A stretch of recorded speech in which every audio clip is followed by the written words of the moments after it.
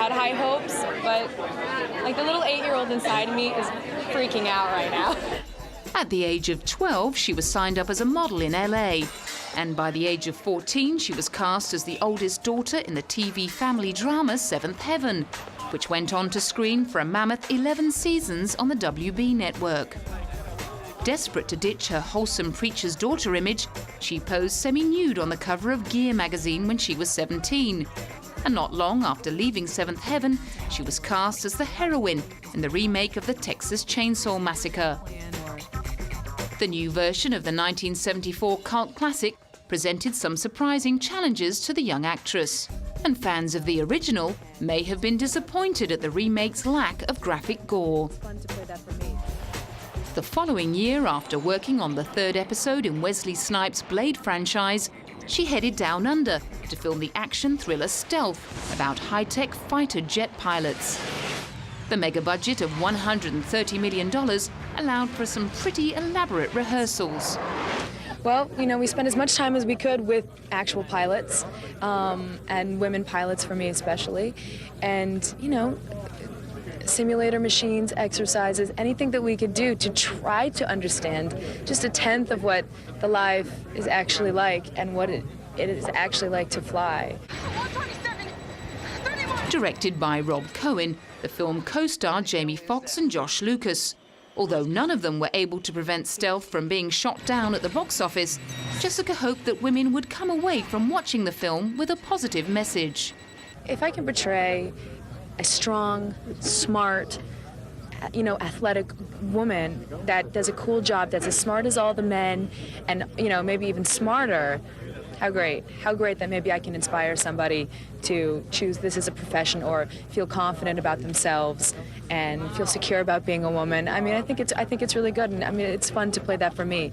It's fun to be in the middle of this boys' club with these guys and be able to hold my own. I enjoy that. Although both Blade Trinity and Stealth tanked, Jessica's star was definitely on the rise. In 2006, she not only won a Hollywood Life Breakthrough Award, she was also named the sexiest woman alive by Esquire magazine. At the premiere of her next major film, The Illusionist, she spoke about the love scenes with Ed Norton that helped win her the honor. They're perfect for the film. It's very sophisticated and classy. You think you see something, but you don't. That's the most intriguing type of love scene. After all the smoke and mirrors of The Illusionist, Jessica took another turn as a member of the US military. This time in the role of a soldier returning from a tour of duty of Iraq in Home of the Brave. You want to grab a cup of coffee or something? I could fill you in on your students. You know. I don't think so, but thanks. You sure? There's some kids in there. Yeah, you could no, probably... I'm sure. Okay. I got it. I got this. Just trying to help, you know. I know, but I got it. During her last mission, her unit is ambushed, causing both physical and psychological injuries. The gritty realism of the drama that co-starred Samuel L. Jackson and Brian Presley taught Jessica a lesson about the unseen ravages of war. Why take the Army 6 weeks to set the medical for my discharge? Then they cancel it, and they reschedule it, and they cancel it again?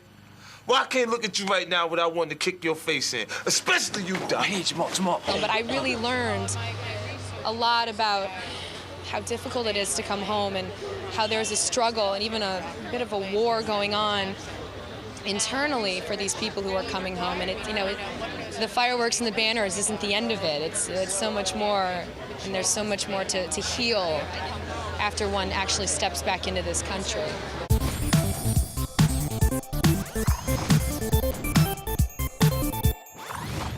Despite becoming one of the hottest young stars in Hollywood after her scene-stealing turn as the bitchy assistant in The Devil Wears Prada, Emily Blunt is under no illusions about the challenges of making it as an actress. I think it's harder for women. I think that men sort of rule the roost, and women sometimes have to overcompensate to get there and be overly ambitious just to get noticed and to get their voices heard. Emily's determination to be taken seriously saw her enroll in a sixth-form college in London that was known for its performing arts program. She landed an agent and made her professional stage debut in a play called Bliss at the National Theatre, while still studying for her A-levels.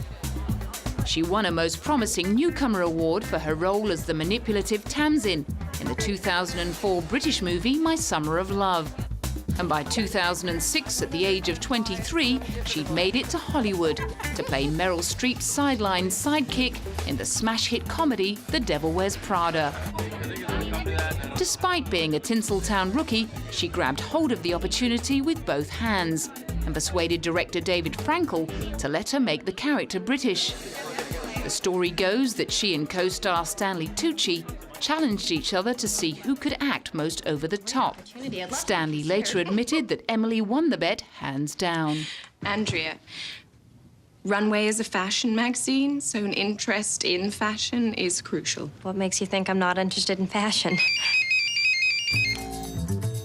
Oh my God. Meryl Streep allegedly claimed that she was one of the best young actors she'd ever worked with, and Emily was equally enamored with Meryl. It's great to see her being funny. She's really funny. Like, naturally, she's very gregarious, she's very warm, and so I'm just glad people got to see that side to her.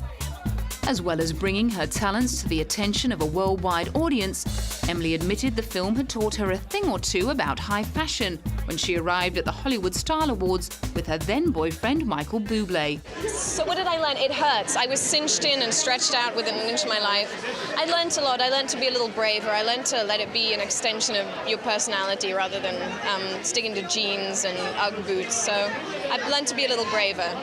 Oh, that is so nice. Emily and the Canadian crooner had hooked up after meeting backstage at an Australian award ceremony in 2005. Their relationship saw Emily splitting her time between London, LA and Vancouver until she called it quits with Michael in July 2008, citing their conflicting hectic schedules as the reason behind the split. And there's certainly no denying that she's been busy. At 2008 Sundance, she hogged the spotlight, starring in 2 comedies that made their debut at the festival. In Sunshine Cleaning, she played the pothead sister of Amy Adams called Rose, who owns biohazard removal business, cleaning up blood and body fluids after murders and suicides. And in The Great Buck Howard, she starred alongside John Malkovich as an overworked publicist faced with resurrecting the actor's faded career. It's none of our business now. After her blockbusting turn in The Devil Wears Prada, she was glad to be back making smaller movies. These films for me are always more exciting, and I'm always more prone to playing people who are a little more off the wall, and they're usually in independent film. Just to keep things interesting, Emily will soon be popping up as young Queen Victoria in a film co-produced by Martin Scorsese, before playing the girlfriend of a man bitten by a werewolf in the 2009 remake of The Wolfman.